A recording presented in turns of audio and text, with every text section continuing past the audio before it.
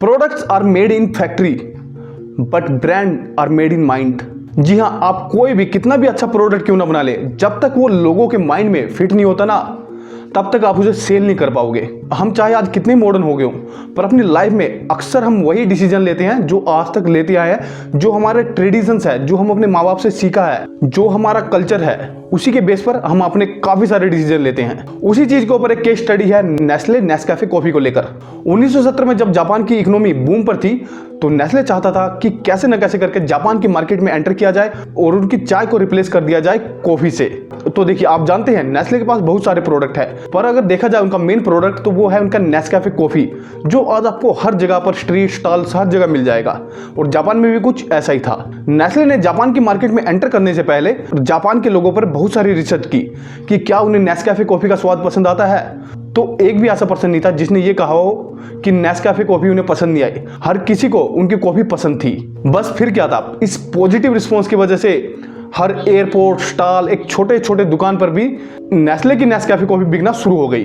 देखिए, सबको लगता था कि नेस्ले की स्ट्रेटेजी बहुत बढ़िया और नेस्ले आसानी से जो इनका ट्रेडिशन चाय है उसे नेस्कैफे कॉफी से रिप्लेस कर देगा। जापानीज लोगों को नेस्कैफे कॉफी पसंद थी, पर फिर भी वो चाय को रिप्लेस नहीं कर पा रही थी। यहाँ पर गौर करने वाली बात यह है कि लोगों को नेस्कैफे कॉफी का टेस्ट पसंद था, पर क्या वजह थी कि वो चाय को रिप्लेस नहीं कर पा रही थी? क्योंकि लोग अपने ट्रेडिशंस, अपने चाय को नहीं छोड़ पा रहे थे। और ये चीज नेस्ले की समझ से ही बाहर थी कि चीज भी बढ़िया है, कीमत भी किफायती है, पर फिर भी नहीं सेल हो रही। ऐसा क्यों है? अब नेस्ले के लिए सिचुएशन काफी चैलेंजिंग हो चुकी थी। दैट्स वाई यहाँ पर नेस्ले हायर करते हैं मार्केटिंग सुपरस्टार क्लोटियर रिपेल को। क्लोटियर रिपेल सिर्फ एक मार्केटर नहीं थे, वो एक चाइल्ड साइकिलिस्ट भी थे। रिपेल ने ही जीप के लेटेस्ट मॉडल को सेल करने में उस वक्त जीप की हेल्प की थी। जीप कंपनी के लेटेस्ट मॉडल के साथ भी कुछ ऐसा ही हुआ था। कंपनी ने बहुत अच्छे से जीप को डिजाइन किया और कंपनी को पूरा विश्वास था कि उनकी ये जीप बहुत ज्यादा सेल होगी, पर अनफॉर्चुनेटली ऐसा नहीं हुआ। अब यहाँ पर क्या था कि जो जीप की पहले एसयूवी और ये कार्स वगैरह आती थी, उसकी हेडलाइट्स राउंड थी, पर इस बार जीप कंपनी ने अपने नए मॉडल की जो जीप है उसके हेडलाइट को राउंड करने की जगह स्क्वायर कर दिया। तो यहाँ पर क्लोटियर रिपेल ने सजेशन दिया कि उसकी हेडलाइट को दोबारा से राउंड कर दीजिए, और एज एक्सपेक्टेड हेडलाइट को राउंड करने के बाद जीप की सेल दोबारा से शुरू होने लग गई। अब रिपेल के लिए ये बात सिर्फ तुक्के से नहीं थी, वो जानते थे कि किसी भी प्रोडक्ट को सेल करने के लिए लोगों के दिमाग से खेलना जरूरी है, क्योंकि कुछ चीजें लोगों के दिमाग पर एक छाप छोड़ती है। और जीप का राउंड हेडलाइट उस वक्त अमेरिका के दिमाग में फिट हो चुका था। अपने टॉपिक पर वापस आती है। अब रिपेल को काम दिया गया, तो रिपेल उसी वक्त समझ गया कि कॉफी अच्छी है, पर जापानीज का कॉफी से कनेक्शन ही नहीं है। जापानीज चाय पीते पीते बड़े हुए हैं, तो उनके माइंडसेट में चाय ही बिल्ड हो चुकी है। उनका बचपन चाय पीते पीते ही हुआ है।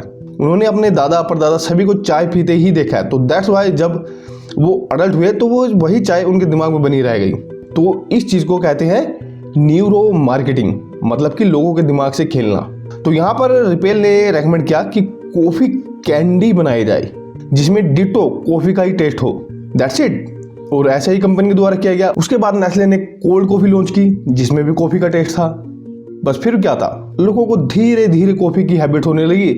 तो एक कंट्री जिसने कभी कॉफी का टेस्ट भी नहीं किया था, पर आज जापान कॉफी कंज्यूमिंग में फोर्थ पोजीशन पर है। न्यूरो मार्केटिंग में लोगों के डेली हैबिट्स और उनके दिमाग से खेलना पड़ता है। जैसे कि मैगी ने इंडिया में जगह कैसे बनाई। उन्होंने टारगेट किया बच्चों को, सिर्फ 2 मिनट में मैगी तैयार, जो आपका पेट भरता हो, आप सफर पर हो, कैंपेनिंग कर रहे हो, हॉस्टल पर हो, तो एक 5 रुपए की मैगी आपका पेट भर सकती है। और इस स्ट्रेटजी ने लोगों के दिमाग पर वर्क किया, उनके दिमाग से खेला।